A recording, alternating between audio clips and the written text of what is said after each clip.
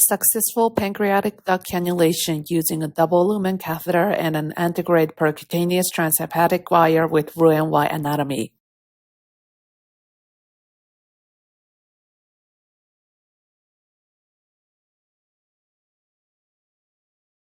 The pancreatic guide wire-assisted biliary cannulation technique is a valuable option in cases of challenging biliary access.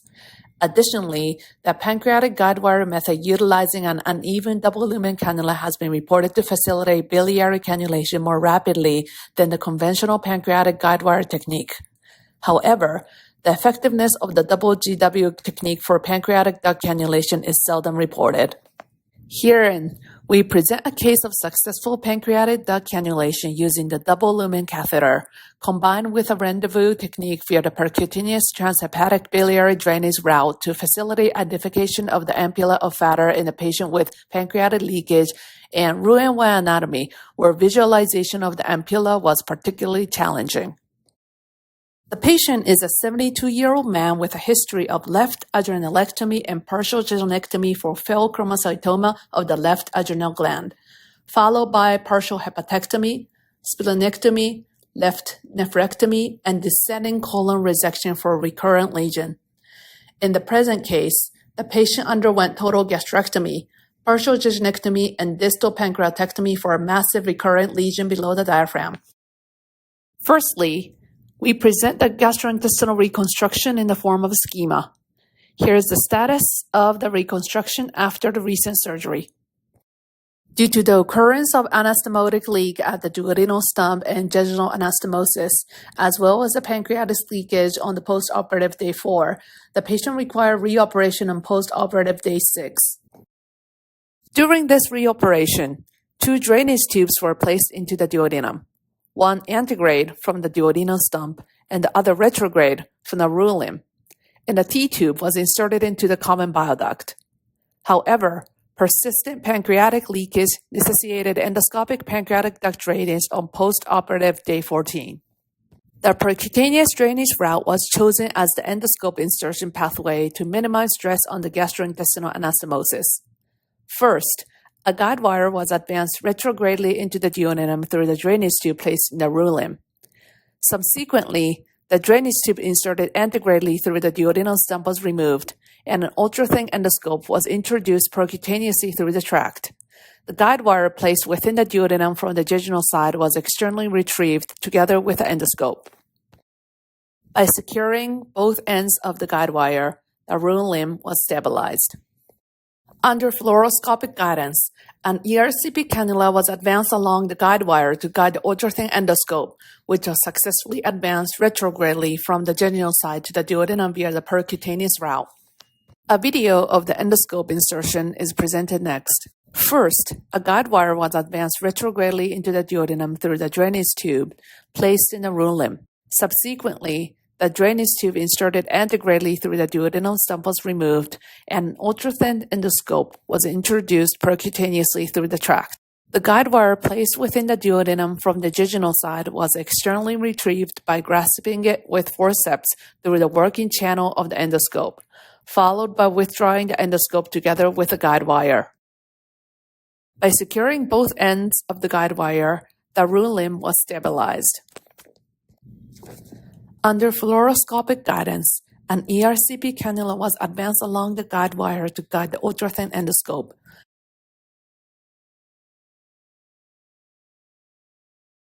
which was successfully advanced retrogradely from the jejunal side to the duodenum via the percutaneous route. However, identification of the ampulla of Vater was not possible due to the poor endoscopic visualization caused by blood clots from bleeding at the duodenal stump and air leakage from the anastomotic insufficiency. Again, back to the schema. We decided to identify the ampulla of Vater by placing a guide wire in the duodenum via the T-tube. The guide wire was grasped in the duodenal lumen and withdrawn through the channel. A double-lumen catheter was inserted along the guide wire using the distal lumen. A contrast-enhanced examination was performed with the proximal lumen of the cannula positioned at the orifice, successfully outlining the pancreatic duct. A guide wire was subsequently advanced through the proximal lumen into the pancreatic duct. Pancreatography confirmed contrast leakage, and a 6-French endoscopic nasopancreatic drainage tube was placed in the pancreatic duct and externalized through the fistula on the jejunum side. Finally, 2 percutaneous drainage tubes, which had been removed to facilitate the endoscopic procedure, were reinserted. One was advanced antegradely from the duodenal stump, and the other was placed retrogradely from the Roux-en-Y into the duodenum, thereby completing the procedure. This video demonstrates the usage of the uneven double-lumen cannula. The uneven double-lumen catheter is a contrast cannula with 2 independent lumens designed for guide wire manipulation. Using these features, a guide wire is first inserted into the bile duct via the distal lumen, securing the papilla. Subsequently, the proximal lumen is used to navigate and access the pancreatic duct. A video of the pancreatic duct cannulation is presented next. To identify the ampulla of Vater, we placed the guide wire in the duodenum via the T-tube. The guide wire was grasped in the duodenal lumen and withdrawn through the channel, and the double-lumen catheter was inserted along the guide wire using the distal lumen. Cholangiography was initially performed to locate the papillary area under fluoroscopy. Then, with a cannula lowered to near the papilla of Vater under fluoroscopy, a contrast-enhanced re-examination was performed with proximal lumen, successfully outlining the pancreatic duct.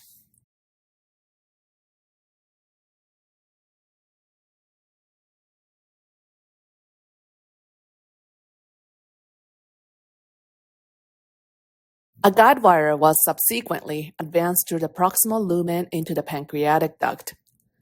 The cannula and the guide wire previously placed in the bile duct were then removed, and another cannula was introduced using the guide wire placed in pancreatic duct.